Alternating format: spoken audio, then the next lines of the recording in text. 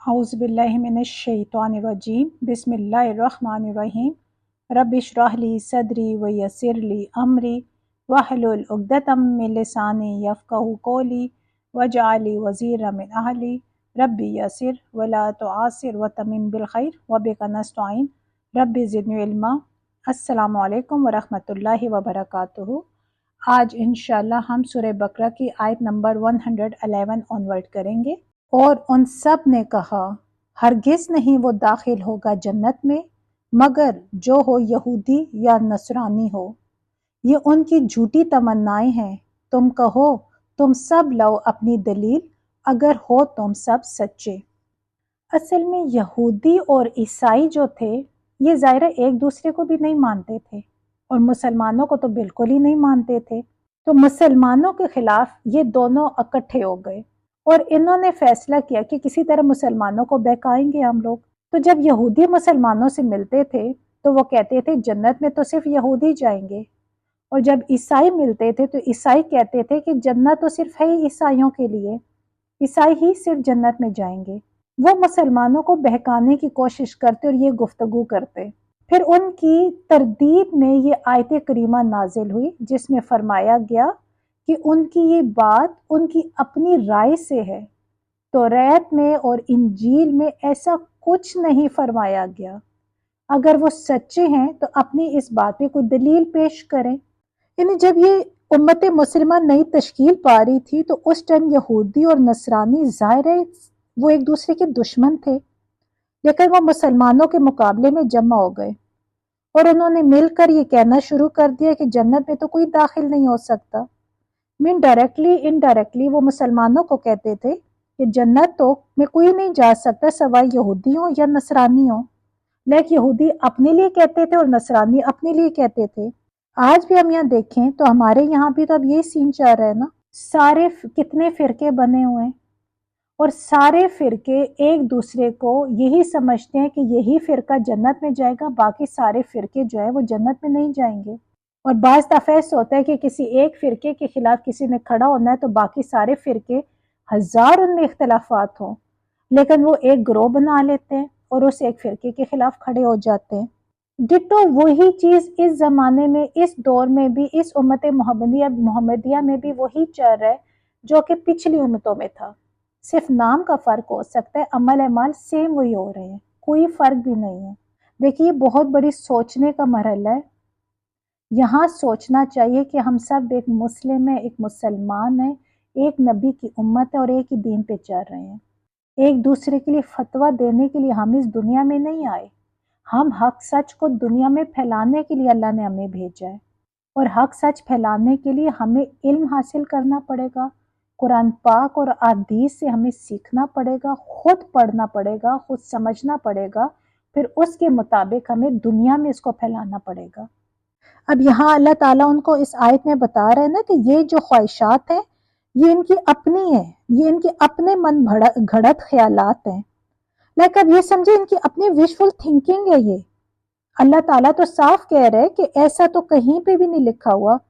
इन्हें कहो अगर कहीं से भी साबित हो रहा है, प्रूव हो रहा है, किसी किताब में लिखा हुआ है तो ठीक है, दलील पेश करो। किस आसमानी किताब से दलील लाओगे? ज़ाहिर है कहीं लिखा ही नहीं हुआ ये तो अपने पास से अपने सारे जितने भी अपने आप को खुशफहमी में डाल रहे थे या गलतफहमी में डाल रहे थे या जानबूझकर अपने आप को और अपने लोगों को धोखा दे रहे थे ये लोग। तो देखें इन लोगों के इन्हीं रवैयों ने, उनके उलमा ने अपने लोगों को भी डगमगाया। उनके लोग आंखें बंद करके अपने उलमा पर यकीन करते थे। वो गुनाह की दलदल में, गलत अकीदों में धंसते चले गए सिर्फ इसलिए कि उलमा ने उन्हें ये रास्ते दिखा दिए थे कि तुम बिल्कुल सही रास्ते पे चल रहे हो, तुम्हारा ठिकाना जन्नत ही है, और वो गुमराही की दलदल में चले गए। इसीलिए कहते हैं ना कि खुद इल्म हासिल करो, खुद पढ़ के, खुद समझ के तुम्हें अंदाज़ा हो जाएगा कि हमारा दीन हमें क्या कह रहा है। ऐसे तो किसी को जन्नत नहीं मिलती ना। हमारे अंबिया कराम को देखिए कितनी तकलीफ, कितनी आजमाइशें उन पर आई हैं, लेकिन अल्हम्दुलिल्लाह उन्होंने बड़े सब्र से सारी आजमाइशों पे वो पूरे उतरे। इवन वो हर वक्त अल्लाह से दुआ भी करते थे। हमें देखें, हमारे तो वो एमाल ही नहीं है। दिन में 85 दफ़ा हम खताएं, हम गलतियां जाने अनजाने में गुनाह भी कर बैठते होंगे, اور ہمیں ریئلائز ہی نہیں ہوتا، اور ہم اس خوش فہمی میں بیٹھے ہوتے ہیں کہ ہم تو جنت میں چلے جائیں گے، ہم نماز پڑھ رہے ہیں، قرآن پاک پڑھ رہے ہیں، ہم روزے رکھ رہے ہیں، ہم عمرہ کر رہے ہیں، ہم حج کر رہے ہیں، ہم زکوٰۃ دے رہے ہیں، ہمیں کیا معلوم ہمارا عمل کس حد تک قبول ہو رہا ہے، ہماری نیتوں میں کھوٹ ہے یا ہمارا دل ہمارا دماغ بالکل صاف شفاف ہے جیسے ہمارا اللہ کا حکم ہے، ہماری نیت سچی ہے یا ہماری نیت میں دکھاوا ہے، ہمیں کیا معلوم۔ یہ تو ہمیں خود اپنی صفائی کرنے کی ضرورت ہے نا۔ ہم اپنا آپ نہیں سمجھ سکتے کہ بعض دفعہ ہم کو نیکی کر رہے ہوتے ہیں، وہ نیکی کے ہمارے اندر کتنا خلوص ہے، تو ہم کسی کے بارے میں تو ہم کیا ہی کچھ نہیں سکتے،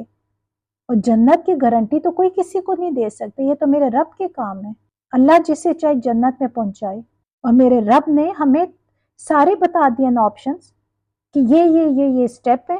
یہ ریکوائرمنٹ ہے، یہ میرٹ ہے، اس میرٹ پہ پورا اترو گے تو انشاءاللہ اللہ رحمان، اللہ رحیم ہے، اللہ غلطیاں چھوٹی موٹی خطائیں معاف کرے گا، تمہاری نیت سچی تھی، تم اس میرٹ پہ پورے اترنے کی تم نے کوشش کی، انشاءاللہ اللہ تعالیٰ تمہیں جنت میں بھیجے گا۔ ایک انسان کوشش ہی نہ کرے میرٹ پہ پورا اترنے کی، انسان غلطیوں پہ غلطیاں کرتا رہے، اللہ کے سارے احکام کی نافرمانی کرتا رہے، اور صرف اس خوش فہمی میں کہ ہم مسلمان ہیں، ہم جنت میں چلے جائیں گے، ہمیں کوئی سزا نہیں ملنی، تو یہ بات غلط ہے۔ دیکھیں دوزخ ٹھکانہ صرف یہودیوں یا عیسائیوں کے لیے کسی کے لیے نہیں ہے، ہر اس انسان کے لیے جو اللہ کے حکم کی نافرمانی کرتے اور اپنے وہ احکام جو اس پہ وہ ٹھیک ہے، اس پہ وہ احکام اس کے لیے سوٹیبل ہیں تو ان پہ عمل کرے گا، اور وہ احکام جن کو ماننا اس کے لیے امپاسبل ہے یا اس کے معیار پہ نہیں اترے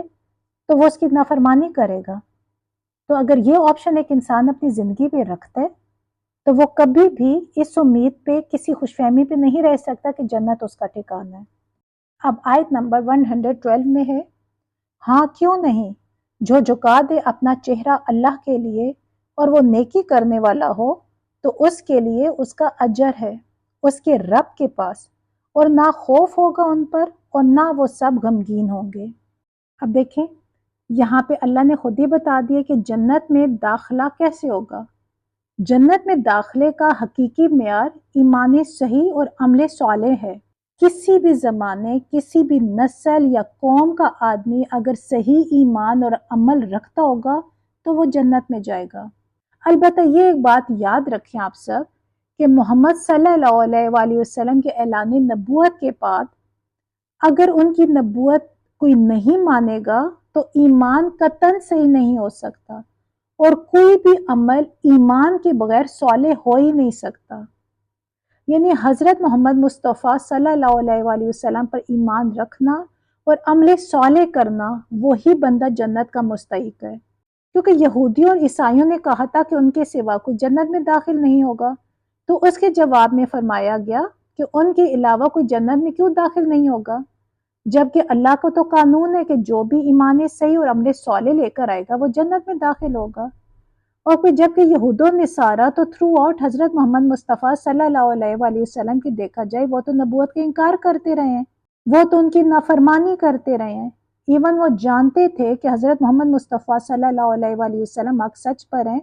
قرآن پاک حق سچ کی کتاب ہے اور یہ اللہ کے آخری نبی ہیں، لیکن اس کے باوجود وہ ان کو جھٹلاتے رہے، تو وہ کس اس میں پہنچ کے تو وہ یہ کہہ سکتے ہیں کہ ہم جنت میں جائیں گے۔ یہ صرف اور صرف ان کو اپنے آپ کو وہ دھوکہ دے رہے تھے۔ دیکھیں پیچھے ہم پڑھ چکے ہیں آلریڈی، اللہ تعالیٰ نے کیا کہا تھا کہ ٹھیک ہے اگر تم لوگوں کو اتنا ہی وہ کنفرم ہے کہ تم لوگ جنت میں جاؤ گے تو پھر موت کی تمنا کرو، کیوں تم اس دنیا میں اتنی مشکلات کاٹ رہے ہو؟ دیکھو دنیا میں رہنا آسان ہے، محنت، مزدوری، مشقت، سروائیو کرنے کے لیے کیا کچھ کرنا پڑتا ہے، جبکہ جنت میں تو میرے رب نے اتنی نعمتیں دی ہیں جہاں صرف عیاشی اور آرام ہوگا، کوئی تکلیف نہیں ہو سکتی۔ تو جب تمہیں معلوم ہے، گارنٹی ہے، تو ٹھیک ہے موت کی تمنا کرو تو چلے جاؤ سیدھا جنت میں۔ ایسا وہ کر ہی نہیں سکتے تھے، ایون وہ تو دعائیں مانگتے تھے کہ یا اللہ ہمیں 1000 سال کی زندگی دے، وہ تو دعائیں مانگتے تھے کیونکہ انہیں معلوم تھا نا، انسان کو دیکھے اپنے سے زیادہ تو انسان کسی کو نہیں سمجھ سکتا، انہیں خود معلوم تھا کہ ان کے اندر کوئی کوالٹیز ہی نہیں ہے، ان کے اندر وہ گٹس ہی نہیں ہے، وہ دین پہ پورے اتر ہی نہیں رہے، تو ان کا ٹھکانہ تو جہنم ہی ہونا ہے نافرمانی کی وجہ سے۔ وہ کتنی زندگی گزار لیتے، 1000 سال بھی انہیں زندگی مل جاتی، آخری ٹھکانہ تو ان کا پہ انہیں سزا تو ہونی تھی، آخرت تو دیکھو آنی ہے نا۔ تو اس آیت میں اللہ تعالیٰ نے ان کی یہ جو گفتگو اور یہ جو ان کے اپنے اعلانات تھے نا، ان کی اللہ تعالیٰ نے کھلم کھلا تردید کر دی ہے۔ اچھا دیکھیں، یہ آیت ایسی ہے کہ اس میں کچھ لوگوں نے استدلال کیا ہے کہ آخرت میں اگر نجات کے لیے رسولوں پر ایمان ضروری نہیں ہے، تو اس کو آلریڈی ہم پہلے بھی ڈسکس کر چکے ہیں کہ قرآن پاک میں ہر مقام پر ہر چیزیں بیان نہیں کی جاتی۔ ذرا کوئی شے کسی ایک جگہ بیان کی جائے گی تو کوئی دوسری جگہ بیان کی گئی ہے۔ اب اس سے جب بھی ہدایت کسی نے لینی ہے تو اس کو پورے کا پورا قرآن پاک ایک کتاب کی حیثیت سے لینا ہوگا اور پورے کا پورا پڑھنا ہوگا، تب بھی اسے اندازہ ہو جائے گا۔ ورنہ اگر وہ صرف ایک آیت قرآن پاک سے کوئی پکڑے گا اور اسے اپنے لیے وہ یوز کرے گا تو یہ غلط ہے، کیونکہ قرآن پاک پورے کا پورا ہدایت ہے۔ اور اللہ تعالیٰ نے قرآن پاک میں ظاہر ہے رسولوں پر ایمان تو اتنا ضروری ہے کہ دیکھیں اللہ تعالیٰ نے پیچھے ہم نے پڑھا کیا کہا تھا کہ جو اللہ کے رسولوں کا، جو اللہ کے فرشتوں کا جو دشمن کا ہوگا وہ کون ہوگا؟ وہ اللہ کا دشمن ہوگا، وہ اللہ سے دشمنی کرے گا۔ تو پھر ایمان لانا کتنا ضروری ہے تمام انبیاء پر، تمام رسولوں پر۔ ایک انبیاء ایک رسول کی بھی اگر کوئی نافرمانی کرے گا یا انہیں نہیں مانے گا تو اس کا ایمان مضبوط ہو ہی نہیں سکتا، ایمان اس کا مکمل ہی نہیں ہو سکتا۔ اب آیت نمبر 113 میں ہے، اور کہا یہودیوں نے نہیں ہے نصارہ کسی چیز دین پر، اور کہا نصارہ نے نہیں ہے یہودی کسی چیز دین پر، حالانکہ وہ سب تلاوت کرتے ہیں کتاب کی۔ اسی طرح کہا ان لوگوں نے جو نہیں وہ سب علم رکھتے، ان جیسی بات بس اللہ فیصلہ فرمائے گا ان کے درمیان قیامت کے دن، جس میں وہ سب تھے اس میں وہ سب اختلاف کرتے۔ یہاں اصل میں یہ ہوا تھا کہ ایک بار نجران کے عیسائیوں اور مدینہ منورہ کے یہودیوں کے جو علماء تھے وہ حضرت محمد مصطفیٰ صلی اللہ علیہ وآلہ وسلم کی بارگاہ میں موجود تھے، اور ان دونوں کے درمیان بحث ہو گئی۔ اب بحث کے دوران دونوں نے خوب شور مچایا۔ یہودی کہتے تھے کہ عیسائیوں کا دین کچھ بھی نہیں ہے، اور عیسائی کہتے تھے کہ یہودیوں کا دین کچھ بھی نہیں ہے۔ پھر اس پر یہ آیت نازل ہوئی تھی، یعنی علم ہونے کے باوجود یہود و نصارہ نے ایسی جاہلانہ گفتگو کی، حالانکہ انجیل جس کو نصارہ مانتے ہیں اس میں توریت اور حضرت موسیٰ علیہ السلام کی نبوت کی تصدیق ہے،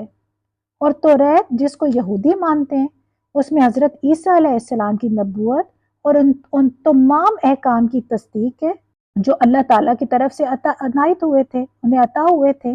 اب دیکھیں یہودیوں اور عیسائیوں کی اس روش کے بیان میں حضرت محمد مصطفیٰ صلی اللہ علیہ وآلہ وسلم کی امت کے ان مسلمانوں کے لیے بھی دیکھا جائے تو ایک تنبیہ ہے کہ جو قرآن پاک کو تو پڑھتے ہیں اور اس میں بیان کیے گئے احکام سے بھی وہ واقف ہیں، لیکن اس کے باوجود وہ احکام پر عمل نہیں کرتے۔ اگر عمل کرتے بھی ہیں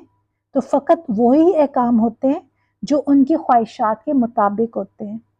اور بعض احکام ایسے ہیں جو ان کی خواہشات کے موافق نہیں ہوتے، وہ ان پر عمل ہی نہیں کرتے۔ حضرت زیاد بن لبید رضی اللہ تعالیٰ عنہ فرماتے ہیں کہ حضرت محمد مصطفیٰ صلی اللہ علیہ وآلہ وسلم نے کسی بات کا تذکرہ فرمایا اور ارشاد فرمایا، یہ اس وقت ہوگا جب کہ علم اٹھ جائے گا۔ میں نے عرض کی یا رسول اللہ صلی اللہ علیہ وآلہ وسلم علم کیسے اٹھ جائے گا، حالانکہ ہم قرآن پڑھتے ہیں اور اپنی اولاد کو بھی پڑھاتے ہیں، اور وہ اپنی اولاد کو پڑھائیں گے، یہ سلسلہ تو انشاءاللہ قیامت تک چلتا رہے گا۔ تو آپ صلی اللہ علیہ وآلہ وسلم نے فرمایا، اے زیاد، میں تمہیں مدینے کے فہیم لوگوں میں شمار کرتا تھا، کیا یہودی اور عیسائی توریت اور انجیل نہیں پڑھتے لیکن ان میں سے کوئی بھی اس پر عمل نہیں کرتا؟ اسی طرح مسلمان قرآن تو پڑھیں گے لیکن اس پر عمل نہیں کریں گے، اور جو اپنے عمل پر اپنے علم پر عمل نہیں کرے گا ظاہر وہ اور جاہل دونوں برابر ہیں۔ اب دیکھیں ہم بھی تو یہی کر رہے ہیں نا، ہم بھی تو قرآن پاک کو الحمدللہ دیکھیں کتنے حافظ قرآن ہیں ہمارے ارد گرد مسلمانوں میں، الحمدللہ کتنے لوگ ہیں جنہوں نے قرآن پاک کی تفسیر بھی پڑھی ہے، ترجمے کے ساتھ بھی پڑھا ہوا ہے، اللہ نے انہیں علم بھی دیے، لیکن اس کے باوجود الحمدللہ ثم الحمدللہ بہت سے مسلمز ہیں جو دین کے مطابق قرآن کی بتائی ہوئی تعلیمات کے مطابق دین زندگی گزار رہے ہیں اور دنیا میں پھیلا بھی رہے ہیں، لیکن بہت سے لوگ ایسے بھی ہیں جس میں ہم سب شامل ہیں، پڑھ رہے ہیں، جنہیں اللہ تعالیٰ علم کی روشنی سے ہمیں نواز رہے، لیکن پھر بھی اس زمانے میں دنیا میں رہتے ہوئے ہم بہت سے اللہ کے احکام کو نظر انداز کر جاتے ہیں، نعوذ باللہ ہماری اتنی حیثیت اتنی اوقات ہی نہیں ہے، لیکن ہم دنیا داری میں مجبور ہو کر لوگ کیا کہیں گے، دنیا کیا کہے گی، ہمیں دنیا میں سروائیو کرنا ہے، ہم بہت سے احکامات کو کی نافرمانی کر جاتے ہیں۔ دیکھیں ہم نمازیں پڑھ لیتے ہیں، تہجد پڑھ لیتے ہیں الحمدللہ، زکوٰۃ دے دیتے ہیں، روزے رکھ رہے ہیں، عمرہ کر رہے ہیں، حج بھی کر رہے ہیں، لیکن جب دنیا داری کے معاملات آتے ہیں بالکل پیچھے ہو جاتے ہیں۔ بے حیائی میں ہم سب سے آگے، آج ہمارا پہننا اوڑھنا دیکھیں، دوپٹے نام کی چیز تو غائب ہی ہو گئی ہے، آگے آنے والی نسلوں کو تو پتہ ہی نہیں ہوگا کہ یہ دوپٹے چادریں کیا ہوتی ہیں، سلیو لیس ڈریسز ہو گئے ہیں، ایون لیڈیز کے لیے حکم ہے کہ شلوار ٹخنوں سے نیچے تک ہو اور جینٹس کی جو ہے اوپر ہو، جینٹس کے جو ہے وہ ٹخنوں سے نیچے ہیں شلواریں، اور لیڈیز جو ہیں ان کے آدھی آدھی، آپ اندازہ لگائے ٹخنے کیا سب کچھ ہی ننگا ہے۔ ہاں یہ آج کل کا فیشن ہے اور بڑے پراؤڈلی لیڈیز پہن دی، کہہ رہی ہم تو الحمدللہ نہ غیبت کر رہے ہیں، نہ برائی کر رہے ہیں، نمازیں پڑھ رہے ہیں، سب کچھ کر رہے ہیں، یہ تو فیشن ہے، یہ تو دنیا میں ہمیں رہنے کے لیے کرنا پڑتا ہے۔ بھائی اللہ آگے ہے، اللہ کے احکام آگے ہیں، یہ دنیا کا دکھاوا آ گیا، یہ تو شیطانی عمل ہے۔ عورت کی عزت کبھی بھی کم کپڑوں میں نہیں ہو سکتی۔ دیکھیے ایک عورت کی کیا اپنی نظر میں کیا حیثیت ہے، آج آپ اندازہ لگائیں نا، اب ایک عورت پورا گھر سنبھالتی ہے، ایک ایک چیز پہ نظر رکھتی ہے، اپنا زیور پیسہ ہر چیز لاکر میں رکھتی ہے جتنی حفاظت کر سکتی ہے، تو عورت کی اپنی کیا اوقات ہے، ان چیزوں سے بھی کم ہے وہ عورت کہ وہ اپنے آپ کو ایک جنگل میں ایسے جانور کی طرح اپنے آپ کو کھلا چھوڑ دے جس کے آس پاس سارے شکاری بیٹھے ہوں۔ عورت کو تو اپنے آپ کو سب سے زیادہ حفاظت میں رکھنا چاہیے کہ اس سے زیادہ قیمتی چیز دنیا میں کوئی بھی نہیں ہے۔ انسان کسی کو رسپیکٹ ہی کسی، دیکھے انسان کا کیریکٹر اور سب کچھ اس کے پہننے اوڑھنے سے پتہ چل جاتا ہے کہ کس لیول کا اس بندے کا ایمان ہے۔ نماز روزہ دیکھیں یہ تو فرض ہے نا، لیکن فرض سے ہٹ کے بھی اللہ تعالیٰ نے ایک ہر چیز کی ہمیں ایک لمٹ بتا دی ہے، ہم اس لمٹ کو کسی صورت بھی کراس نہیں کر سکتے۔ جب بے حیائی ہم نے پھیلانی ہے تو ہماری ساری نیکیاں ایک طرف ہو جائیں گی نا، ہم تو پوری طرح سے متقی بن ہی نہیں سک رہے، کیونکہ 100% اگر ہم نے متقی بننا ہے تو ہمیں ہر اس شرط کو ماننا ہے نا جو ہمارے رب کو پسند ہے۔ اب ایک عورت کے لیے اللہ نے پردہ اپنی باڈی کو کور کرنے کا حکم دیا ہے تو یہ عورت کو رسپیکٹ دی گئی ہے۔ پرانے زمانے میں اب کیا ہم نے پڑھا ہے نا، زمانے جاہلیت میں تھا عورتیں ننگی ہوتی تھیں، انہیں غلط مقصد کے لیے استعمال کیا جاتا تھا، ان کی کوئی حیثیت ہی نہیں تھی۔ اسلام نے تو عورت کو عزت دی ہے، ماڈرن جو ٹچ دیے وہ اسلام نے دیا عورت کو، تو ہم کیسے کہہ سکتے ہیں کہ ہم واپس زمانے جاہلیت کو حلیہ اپنا لیں اور ہم کہیں گے کہ ہم ماڈرن ہو گئے؟ ہم ماڈرن نہیں ہو گئے، ہم زمانے جاہلیت پہ واپس جا رہے ہیں، اور اس میں ہماری لیڈیز اور ہمارے جینٹس جو دونوں انوالو ہیں۔ اب دیکھیں بڑی ہائی سوسائٹی میں پارٹیز ہو رہی ہوتی ہیں، میاں کو نہیں پتا بیوی کس حلیے میں کون کون مرد اس کو کس کس نظروں سے دیکھ رہے، بیوی کو نہیں پتا کہ اس کا میاں کس کس عورت پہ نظر ڈال کے بیٹھا ہوا ہے۔ یہ ان کی کوئی عزت ہے؟ یہ تو ان گلی محلے کے جانوروں والی کی ایک روٹین ہے کہ جیسے گلی محلے میں جانور در بدر گھومتے رہتے ہیں اور کوئی انہیں پتھر مار رہا ہے تو کوئی ان کو کس نظر سے دیکھ رہا ہے اور حقارت کی نظر سے دیکھا جا رہا ہے۔ یہ عورتوں نے اپنے آپ کو کیا بنا دیے؟ اللہ تعالیٰ ہم سب کے شرم پردے رکھے اور ہم سب کو اللہ تعالیٰ اتنی عقل دے کہ ہم اپنی رسپیکٹ خود دنیا میں کروا سکے اور ایک بڑے پراؤڈلی ہم دنیا میں سروائیو کر سکے ایز اے مسلم۔ اگر آج ہم نے اپنی آنکھیں بند کر لیں اور گناہ کی دلدل میں دھنستے چلے گئے اور یہود و نصارہ کی طرح اس غلط فہمی اور خوش فہمی میں رہ گئے کہ ہمارا ٹھکانہ تو جنت ہے، کہ ہم نبی محمد صلی اللہ علیہ وآلہ وسلم کی امت ہیں، تو ہماری یقین کرے آنے والی نسلیں بھی تباہ ہو جائیں گی، کیونکہ وہ وہی کچھ سیکھیں گی جو ہم انہیں سکھا کر جا رہے ہیں۔ اللہ کرے کہ ہم سب کی زندگی میں قرآن پاک کھول جائے۔ اب دیکھیں اس آیت میں اللہ تعالیٰ نے یہود و نصارہ کے ساتھ ساتھ اللہ تعالیٰ نے مشرکین مکہ کو بھی شامل کیا ہے کہ اسی طرح کہی تھی ان لوگوں نے جو کچھ بھی نہیں جانتے، انہی کی سی بات، یعنی مشرکین مکہ بھی تو یہی کہتے تھے نا کہ وہ ٹھیک ہے، یہود و نصارہ غلط ہے۔ اب جب یہ جنگ جاری رہے گی اور سچائی اور حق سچ کی طرف کوئی نہیں جائے گا، صراط مستقیم پہ کوئی نہیں چلے گا، اور میں ٹھیک کی جنگ لگی رہے گی تو کوئی بھی ٹھیک نہیں رہے گا، سب اور سب جو ہے ان کا سب کا ٹھکانہ پہ جہنم بن جائے گا۔ اللہ سے دعا ہے یہ چھوٹی سی کوشش دین کے راستے میں اللہ اس کو اپنی بارگاہ میں قبول فرمائے اور میرے لیے، آپ سب کے لیے اور اسپیشلی ہمارے والدین کے لیے صدقہ جاریہ بنائے، آمین۔ اگر کوئی یا اللہ جی ہمارے بولنے میں، ہمارے سمجھنے میں غلطی ہو گئی ہو تو یا اللہ ہمیں معاف فرمانا اور ہمارے علم میں اضافہ فرمانا۔ آمین۔ السلام علیکم ورحمۃ اللہ وبرکاتہ۔